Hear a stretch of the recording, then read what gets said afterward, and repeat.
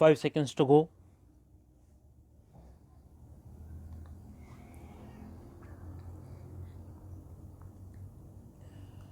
Start. I am pleased to be here at the inaugural session of the India Economic Summit organized by the World Economic Forum and the Confederation of Indian Industry. Your conference is taking place at an extraordinary moment in India's democratic history. Whatever is happening now is a sign of the vibrancy of Indian democracy. However, I would like to assure you that volatility in Indian politics will have no fundamental impact on the process of economic reforms in the country. The reform process has become irreversible. Indeed, my government has depoliticized the economic agenda. Your summits in the past have fostered constructive interaction between foreign and Indian business and with the government. They have also facilitated foreign business becoming familiar with India's efforts both to carry out internal liberalization and to integrate itself with the global economy. Since you met here a year ago, a number of new and decisive steps have been taken by my government to strengthen our economic fundamentals and improve the productive efficiency of our system.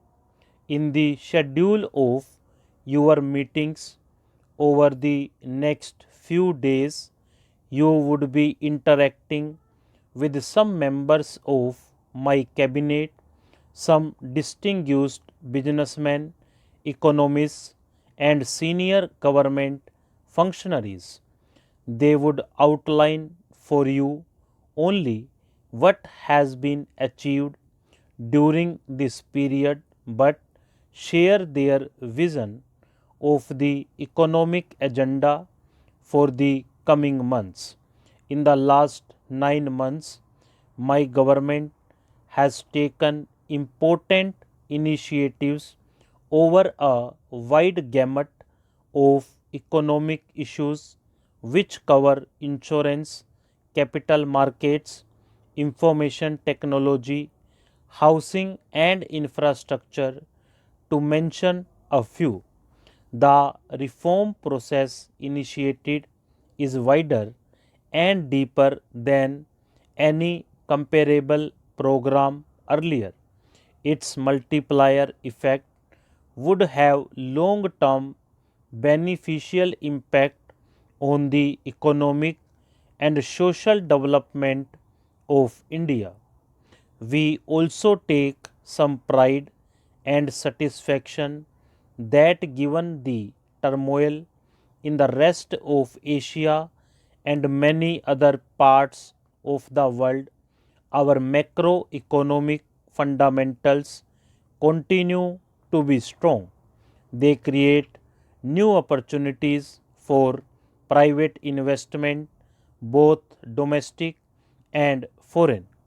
A GDP growth of well over 5%, inflation below the double digit number, comfortable foreign exchange reserves, positive growth in agriculture, stable exchange rate management, coupled with sectoral initiatives, have reaffirmed the government to a policy of liberalization with suitable checks and balances.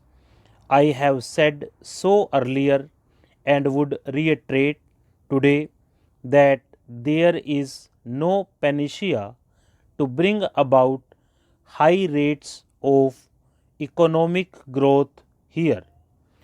Discussions are going on within the Bretton Woods institutions, the United Nations, and other forms of reform of the global economic architecture. We will participate constructively in this dialogue so that the emerging reform process can durably address the malaise that has adversely affected many countries. Such a reform process should help in the evolution of a new financial architecture based on transparency, symmetry of obligations, equity, effective management in the face of rapid flow of large sums of capital around the world and orderly development of world trade for the common good of mankind. Poverty alleviation must remain the central objective of international action. We recognize that globalization is both a reality and an opportunity. We are convinced that nations cannot prosper in isolation and must forge complementary relationships based on mutuality of interests.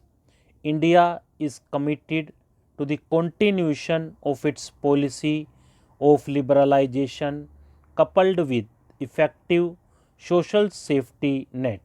We will also pursue policies to maximize the gains from the opportunities which globalization offers while ensuring that credible mechanisms are in place to mitigate the risks that are inherent in this process. Our aim is to be a strong nation so as to be able to live in peace, prosperity, and dignity. We recognize, however, that the strength of its economy. Whatever we do to strengthen our national economy, we will do it in a manner that will simultaneously strengthen the democratic polity of India. Whatever we do to strengthen the democratic polity, we shall simultaneously strengthen the secular unity of India, and whatever we do to strengthen our democratic polity and secular unity, we will bear in mind the need at all times to dramatically reduce poverty in the shortest possible time. In this endeavor, our approach is the same as that advocated by Professor Amartya Sen, the great Indian economist who won this year's Nobel Prize for Economics, namely liberalization and globalization. Yes, but with a credible program to improve the social sector. Many of our initiatives in the social sector are aimed at providing nutrition, hygiene, health, and education to those large numbers of our population who continue to be the victims of poverty. India is a democratic country. Democracy is our greatest strength. Freedom of thought, freedom of action, freedom to live with diverse faiths and systems are fundamental to our culture. I believe that these are essential components of liberalization and globalization. We have another great strength. We have an unbroken record of honoring all our financial obligations of foreign investors and lenders. We have a sound legal system that incorporates justice. Stop.